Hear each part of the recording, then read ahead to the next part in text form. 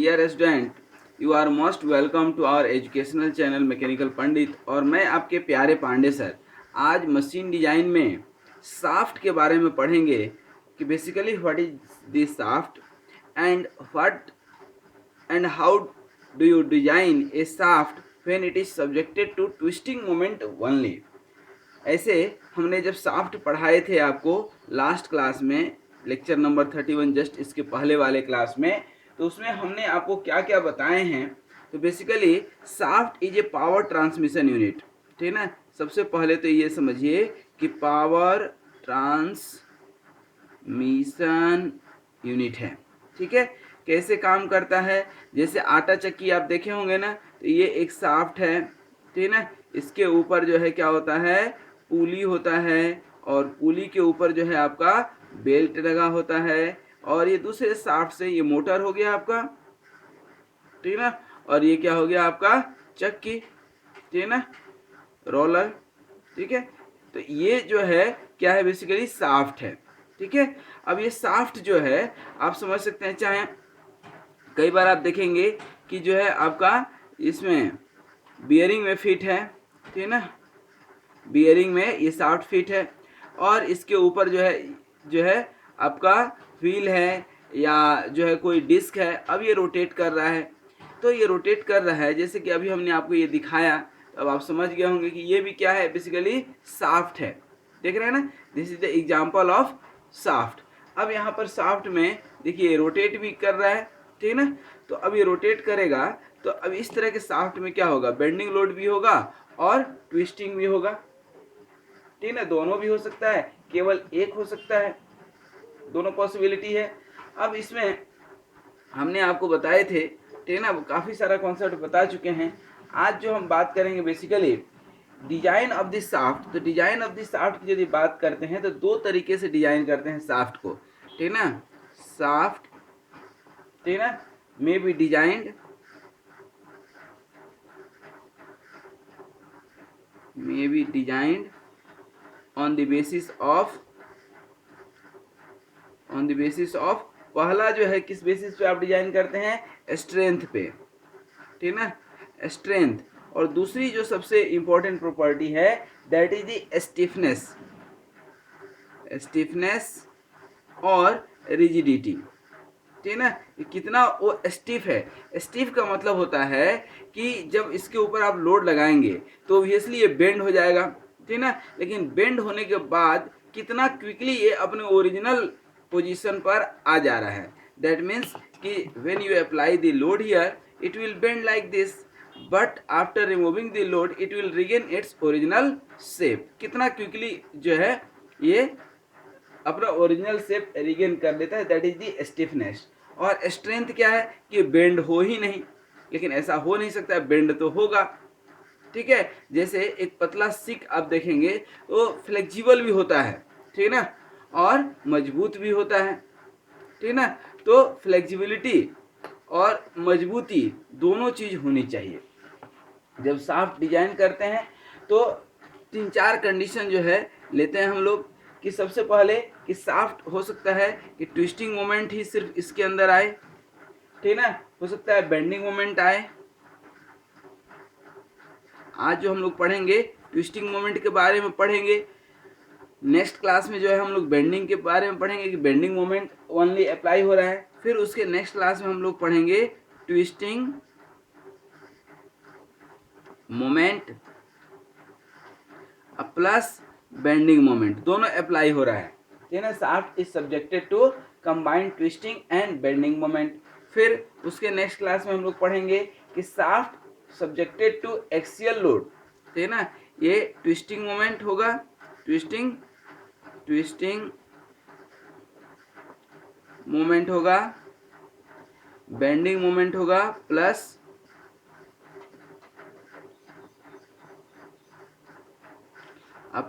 Axial load होगा, तीनों होगा। इसका एग्जांपल भी हम दे देते हैं। आप कभी घर में फैन देखे होंगे, कौन सा, टेबल फैन।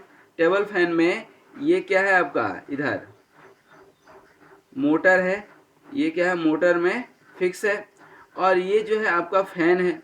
ये फैन रोटेट हो रहा है तो ट्विस्टिंग मोमेंट लगेगा इसके ऊपर, फिर ये आगे के साइड खींचेगा भी, ठीक है ना, क्योंकि ये रोटेट होते रहता है। और फिर बेंडिंग मोमेंट तो लगेगा ही, नीचे से इसका अपना जो सेल्फ लोड है उसके चलते बेंडिंग मोमेंट लगेगा। तो ये 4 कंडीशन पे हम लोग 4 अलग अलग वीडियो में बात करेंगे। आज जैसे कि ये लेक्चर नंबर हमारा 31 है, तो उसमें ट्विस्टिंग मोमेंट पढ़ रहे हैं।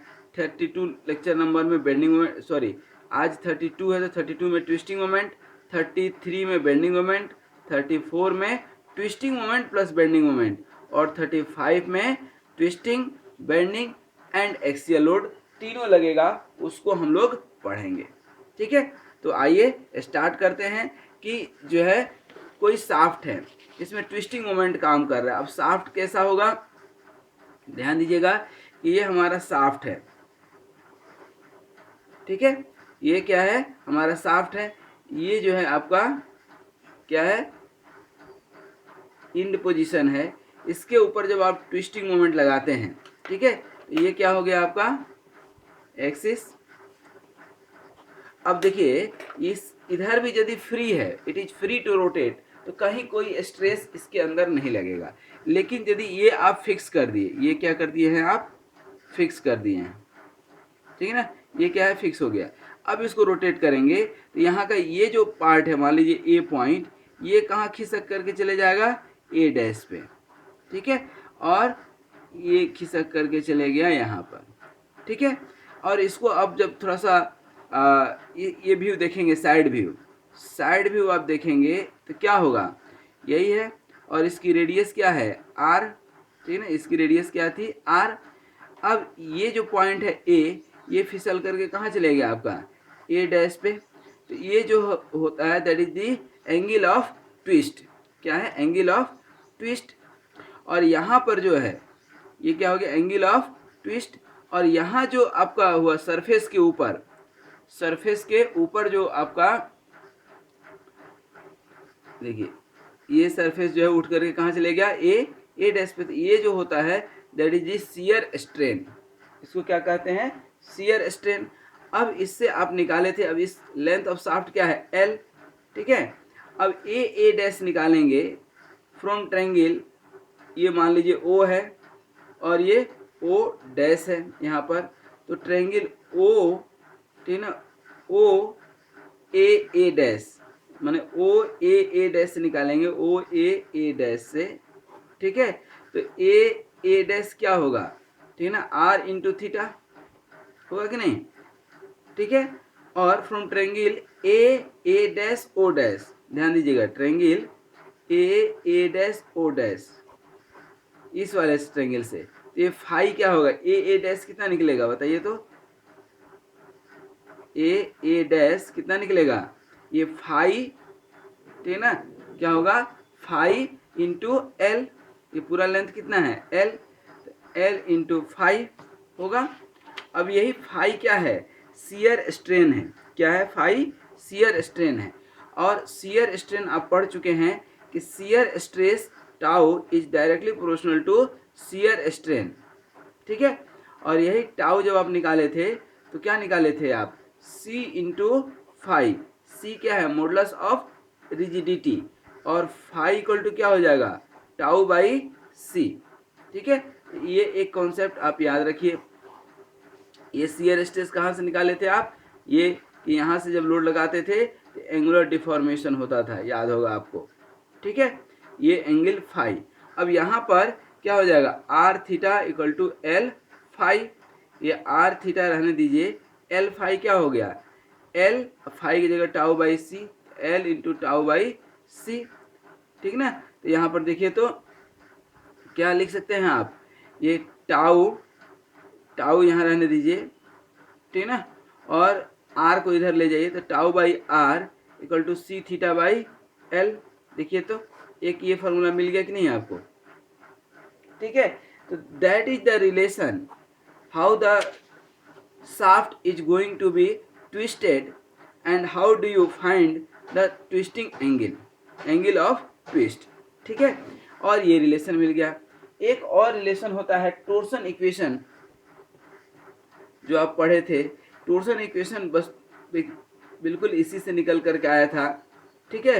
क्या निकल करके आया था कि जब आप शाफ्ट के ऊपर फोर्स लगाते हैं, कौन सा फोर्स, ट्विस्टिंग मोमेंट, कौन सा मोमेंट, ट्विस्टिंग मोमेंट, इसको हम इंडिकेट किए थे किससे, टी से, किससे इंडिकेट किए थे, टी से। तो क्या होता है equation, torque upon I P equal to tau upon R, ठीक है। और पूरा का पूरा इक्वेशन यदि आप लिखेंगे तो क्या आ जाएगा, torque upon I P equal to tau by R equal to C theta by L, ठीक है ना। That is the equation that we have obtain, ठीक है। टी क्या हो गया, ट्विस्टिंग मोमेंट, इसी को बोलते हैं टॉर्क, ठीक है ना, torque acting on the shaft. IP क्या है, पोलर मोमेंट ऑफ इनर्शिया। अब पोलर मोमेंट ऑफ इनर्शिया थोड़ा सा समझ लें कि कोई भी शाफ्ट जो होगा, शाफ्ट जनरली सर्कुलर सेक्शन का होता है, but this is not the compulsory, this is not the compulsory कि हमारा शाफ्ट जो है क्या होगा, हमेशा सर्कुलर सेक्शन ही होगा, रेक्टेंगुलर भी हो सकता है, ठीक है ना, और क्रॉस हेड शेप का भी हो सकता है, ठीक है। तो यदि सर्कुलर सेक्शन का है तो सर्कुलर में भी सॉलिड शाफ्ट हो सकता है, ध्यान दीजिएगा, सॉलिड शाफ्ट या हॉलो शाफ्ट, ठीक ना। अब सॉलिड शाफ्ट के लिए यदि डायमीटर कितना है इसका, ठीक ना, डी है, ठीक ना, तो आईपी कितना होगा इसका, आईपी कितना होगा, pi upon 32 D to the power 4, याद रखिएगा, pi by 32 into D to the power 4। और यही यदि हॉलो शाफ्ट होगा तो हॉलो शाफ्ट का आईपी क्या होगा, पाई अपन 32 और D naught to the power 4 minus D I to the power 4, ठीक ना। ये कैसे होगा, ये आपका शाफ्ट हो गया,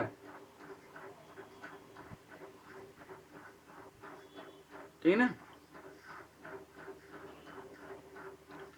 अब इसका जो है इनर डायमीटर क्या हो गया, डी आई, ये डायमीटर कितना हो गया आपका, डी आई, ठीक ना। और ये जो आउटर डायमीटर है, ठीक ना, ये कितना हो गया आपका, डी नट, ठीक है। तो that is the outer diameter and this is the inner diameter. तो ये हो गया आपका हॉलो शाफ्ट का मोमेंट ऑफ इनर्शिया। तो इक्वेशन पर आप ध्यान दीजिए, इक्वेशन क्या है, यही है ना, torque upon I P equal to tau by R. तो torque upon I P equal to tau by R, ठीक है। आर क्या है, रेडियस, डी बाई 2 लिखेंगे, ठीक है ना। तो for the solid shaft, solid shaft के लिए आप क्या लिख सकते हैं, टॉर्क आई पी क्या हो गया, pi upon 32 D to the power 4 tau upon ये डी बाई 2, यही होगा ना। इसको आप टॉर्क निकाल लीजिए, तो टॉर्क कितना हो जाएगा, ये उधर जाएगा तो पाई बाई 16, ठीक है ना, tau into D to the power cube, ये डी और डी कट जाएगा। तो ये आपका क्या हो गया, एक इक्वेशन हो गया टॉर्क का फॉर दी हॉलो शाफ्ट, याद रखिएगा। फिर एक हॉलो सॉरी सॉलिड शाफ्ट के लिए, ठीक है। अब हॉलो शाफ्ट के लिए यही आप निकालेंगे, ठीक है ना। तो ये आपको पोलर मोमेंट ऑफ इनर्शिया लिख दिए, ठीक है। तो क्या लिखेंगे, टॉर्क अपन पाई अपन 32 और D naught to the power 4 minus D I to the power 4 equal to, ठीक है ना, इक्वल टू क्या हो जाएगा, tau upon D naught by 2, r की जगह पर। अब ये 2 से 2 कैंसिल हो जाएगा, तो अब टॉर्क आप निकालेंगे तो क्या हो जाएगा, pi upon 16 tau into D naught to the power 4 minus D I to the power 4 upon D naught, ठीक है ना। तो that is the equation for the hollow shaft, ठीक है। अब इसमें एक रेशियो ले लेते हैं, inner ratio upon inner dia upon outer dia, तो उसको हम लोग बोलते हैं जो है डायमीटरल रेशियो, ठीक है ना। Ratio of inner diameter to the outer diameter. तो ओके का वैल्यू भी आप यहाँ पर रख करके निकाल सकते हैं, ठीक है ना। That is the one method how do we calculate this ratio, ठीक है। अब यहाँ पर ध्यान दीजिए कि हॉलो शाफ्ट जो है बहुत कम यूज होता है, लेकिन फिर भी कहीं कहीं यूज हो सकता है, ठीक है। मटेरियल के बेसिस पे, वेट के बेसिस पे ओबियसली आपका दिमाग काम कर रहा होगा कि सिमिलर आउटर डायमीटर जो है और ये आउटर डायमीटर, तो इसमें मटेरियल ज़्यादा लगता है और इसमें मटेरियल कम लगता है। तो क्या कोई ऐसा डिजाइन हो सकता है कि हमारा दोनों का स्ट्रेंथ सेम हो फॉर द सेम मटेरियल, ठीक ना। तो जब हम कोई हॉलो शाफ्ट को, ठीक ना, यदि हम मटेरियल बचाना चाहते हैं तो हॉलो शाफ्ट को इक्वल स्ट्रेंथ का हम बनाना चाहते हैं, तो हॉलो शाफ्ट का इनर और आउटर डायमीटर कितना रखेंगे तो आप निकाल सकते हैं। कैसे निकाल सकते हैं कि व्हेन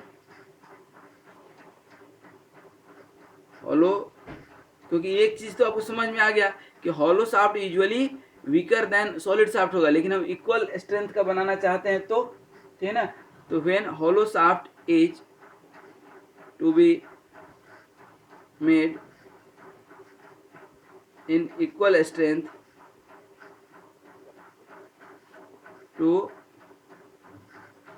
सॉलिड शाफ्ट, देन अब इक्वल स्ट्रेंथ बनेगा तो क्या कर देंगे, दोनों को इक्वेट कर देंगे, ठीक ना। Pi by 16 tau D Q equal to pi by 16 tau D naught to the power 4 minus D naught to D I to the power 4 upon D naught, ठीक है। अब यहाँ पर हम ये मान लेंगे, ठीक ना। अब d naught equal to d, अब ये टाउ टाउ तो कट जाएगा, तो ये डी और डी में रिलेशन निकल करके आ जाएगा, आपका आ जाएगा कि नहीं, डी और डी में रिलेशन निकल करके आ जाएगा, ठीक है। अब इस डी को डी नट के बराबर मान लेते हैं, ठीक है ना। तो d naught equal to d यदि मान लेते हैं कि हॉलो शाफ्ट का जो आउटर डायमीटर है वो सॉलिड शाफ्ट के डायमीटर के बराबर है, ठीक है। तो क्या इक्वेशन निकल सकता है, थोड़ा सा देखिए तो डी क्यू इक्वल टू यहाँ पर क्या हो जाएगा, डी नट जो है क्यू, यहाँ पर डी नट ले लेंगे, minus D I to the power 4 upon D naught, यहाँ देखिए तो ये जो है आपका डी नट क्यू और ये डी नट कट गया, तो डी आई और डी नट मतलब ये दोनों बराबर हो जाएगा, नहीं होगा ना, देखिए एक सेकेंड, ये डी नट क्यू और डी क्यू ये हम बराबर मान लिए थे, तो ये कट गया, तो ये देखिए तो आपका क्या हो जाएगा, D I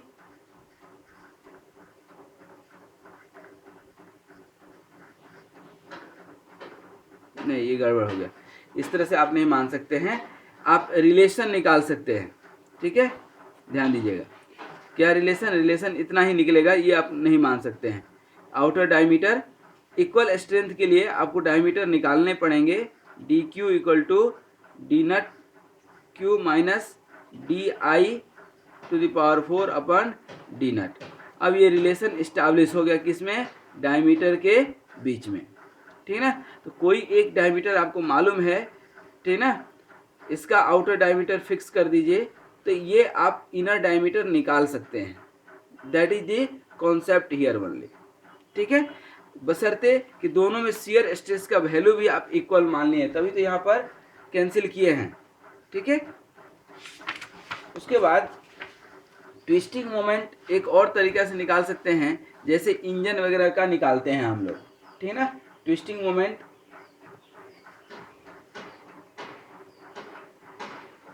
twisting moment for engine shaft, engine shaft, engine shaft के लिए कैसे निकालते हैं, तो P इक्वल टू बचपन से पढ़ते आ रहे हैं ना, 2 पाई एन टी अपन 60, तो यहाँ से आप T निकाल सकते हैं। N क्या है आपका, RPM है, और P क्या है, इंडिकेटेड पावर है, क्या है, इंडिकेटेड पावर या power transmitted by the shaft, याद रहेगा।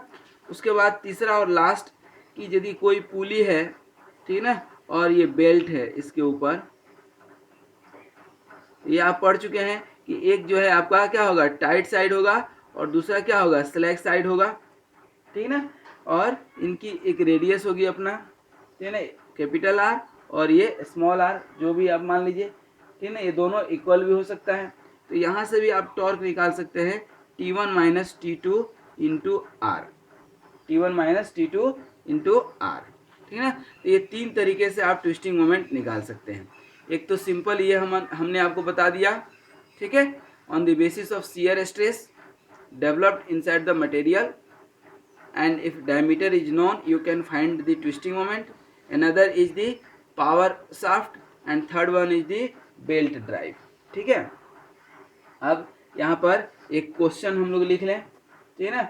सपोज कीजिए कि a line shaft rotating at, ठीक है ना, a line shaft rotating at 200 RPM, समझिएगा 200 आरपीएम से रोटेट कर रहा है and transmitting the power is 20 kilowatt, ठीक है ना। कोई आटा चक्की है या कोई इंजन है, इंजन में आप देखे होंगे ट्रांसमिशन शाफ्ट ट्रक वगैरह में नीचे से दिख जाता है, ठीक है ना, इंजन से व्हील तक जुड़ा हुआ होता है, डिफरेंशियल गियर तक, ठीक है। तो द शाफ्ट में be assume to be mild steel with allowable shear stress, मान लीजिए कि इसकी अलाउएबल शियर स्ट्रेस जो है कितनी है, 42 जो है मेगा पास्कल है, and determine the diameter of the shaft, ठीक है ना, determine the diameter of the shaft. तो अब यहाँ पर कैसे निकालेंगे, तो सबसे पहले n मालूम है, p मालूम है, तो p इक्वल टू क्या होता है 2 पाई एन टी अपन 60, n मालूम है आरपीएम में, t क्या है नहीं मालूम है, p मालूम है 20 किलोवाट, तो यहाँ से t निकाल सकते हैं, क्या निकलेगा आपका p इंटू 60 अपन 2 पाई n, p कितना है 20 इंटू 10⁻³ किलोवाट में है, इंटू 60 अपन 2 पाई इंटू 200, यहाँ से t जो निकलेगा आपका दैट विल कम अराउंड 955 जो है न्यूटन, ठीक है, 955 न्यूटन आएगा, ठीक है। अब यहाँ पर एक इक्वेशन और मालूम है, कहाँ से आपका ये t equal to pi by 16 tau D cube, t equal to pi by 16 tau D cube. अब देखिए तो t मालूम चल गया कितना 955 पाई बाई 16, और ये टाउ दिया हुआ था 42 mega pascal, 42 into 10⁻⁶ into D cube. अब यहाँ सब कुछ मालूम है तो आप डी नहीं निकाल सकते हैं क्या, बिल्कुल निकाल सकते हैं सर, ठीक है ना। ये आप निकालेंगे तो 0.05 मीटर में आएगा, mm में निकालेंगे तो अराउंड 50 mm आएगा। और देखिए हमेशा एक चीज़ ध्यान रखिएगा, डिजाइन डाटा बुक जो है हमने बताया है उसमें आप ध्यान दीजिएगा कि जब भी डायमीटर सपोज कीजिए कि 46 mm आता है, ये सब डिजाइन का प्रॉब्लम है, तो आपको 46 नहीं लेना है, या तो वह लेना है जो डिजाइन डाटा बुक में दिया हुआ है, ठीक है। डिजाइन डाटा बुक में दिया हुआ है इसका मतलब कि जो मार्केट में मिलता है।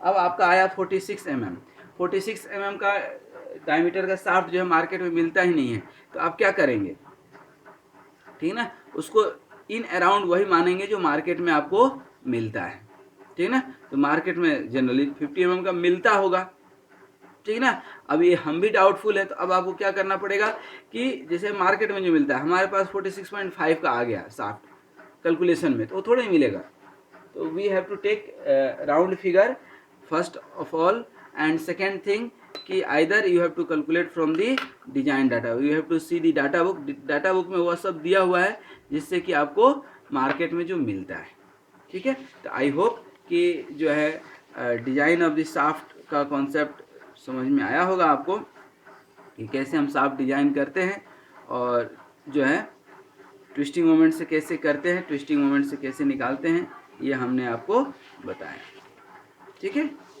तो thank you very much for watching this video, and be happy, be healthy, keep smiling and keep promoting this channel. Thank you very much, thank you.